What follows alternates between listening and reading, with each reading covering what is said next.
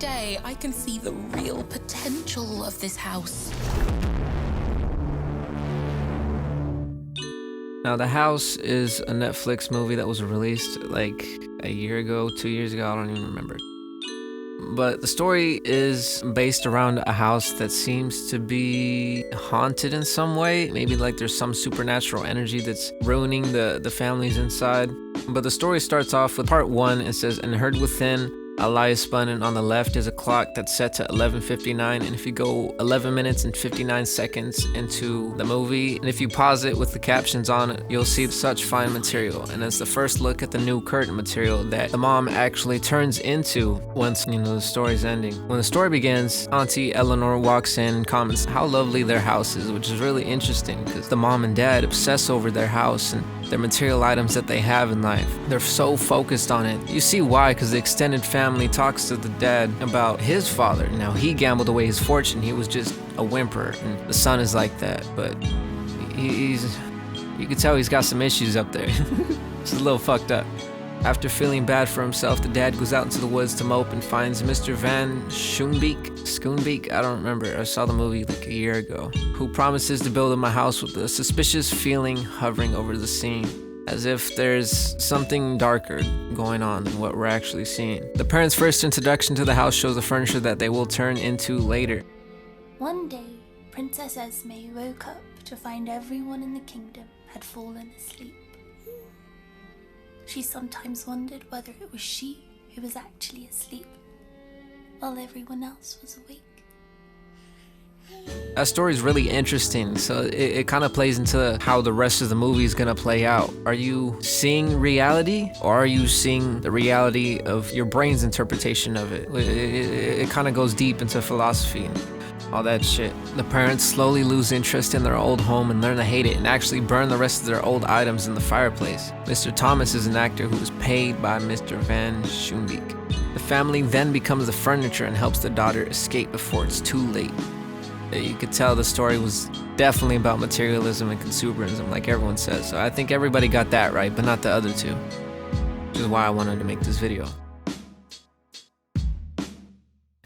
Act 2.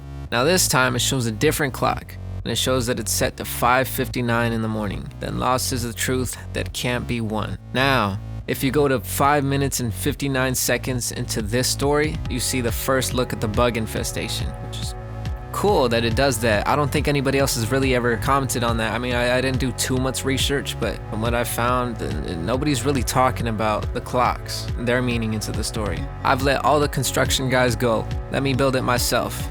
It shows that he's alone. It's foreshadowing something. I'll talk about that later. The baby crying and being shushed repeatedly by the mother is named after the first child in the first part. That was the one trying to escape with the little sister. The hybrid monsters laugh at the TV talking about mold all over somebody's house. And I don't know if you can really hear it in the background, but if you have captions on, then you can see it.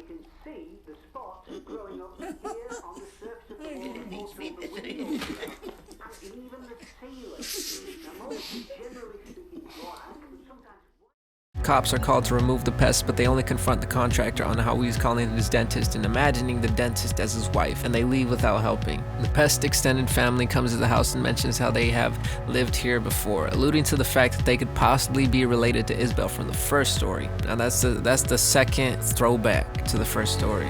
Now if you notice, the contractor's ringtone for his phone is actually Cats and Dog, alludes to the third story.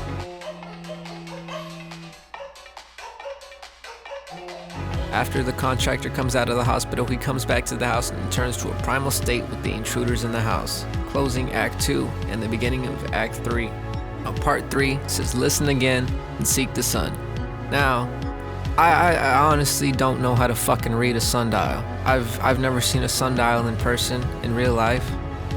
I know how they work, but I've never needed to use one. So if I get this time wrong, then okay, whatever. But I believe that the sundial is set to 10:30. If you go 10 minutes and 30 seconds into this story, you'll see their introduction to Cosmos, which is the spiritual boy toy.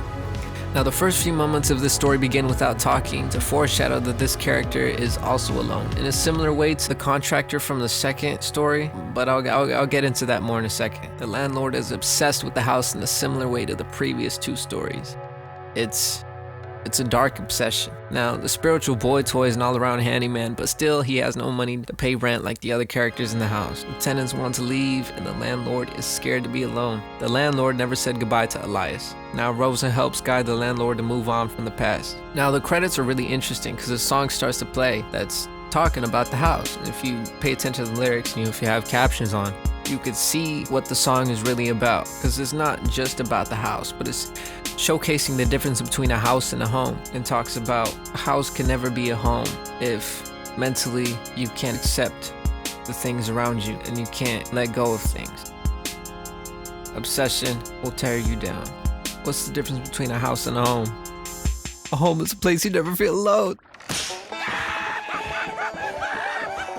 Are they laughing at us? No, Patrick. They're laughing next to us.